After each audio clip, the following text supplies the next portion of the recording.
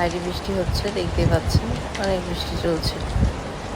তো এখানে সাপ্তাহিক বাজার নিয়ে চলে এসেছি, নানান রকমের শাকসবজি আছে, লাল শাক, পাটি শাক, কুমড়া, লাউ, আরও এখানে যা দেখতে পাচ্ছেন এগুলো দিয়ে প্রায় সপ্তাহ আমার চলে যাবে।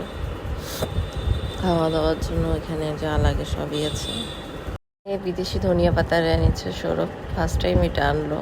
তো যাই হোক, আরও নানান রকমের কালারফুল সবজি আছে এখানে। তো এগুলো দিয়ে আজকে রান্না বান্না করার জন্যই নিয়ে এসেছিল। এখানে কাতল মাছ রান্নার জন্য আমি ধুচ্ছিলাম।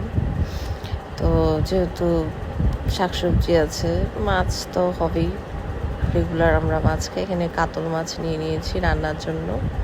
তো আজকে কাতল মাছ হবে। এই তো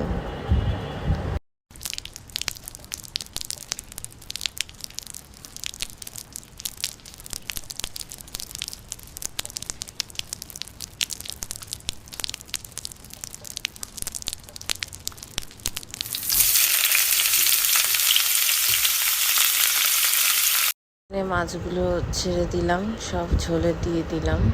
মাছগুলো এখন একটা একটা করে ছেড়ে দেওয়ার পর ঝোলে দিয়ে দেওয়া হয়ে গেল।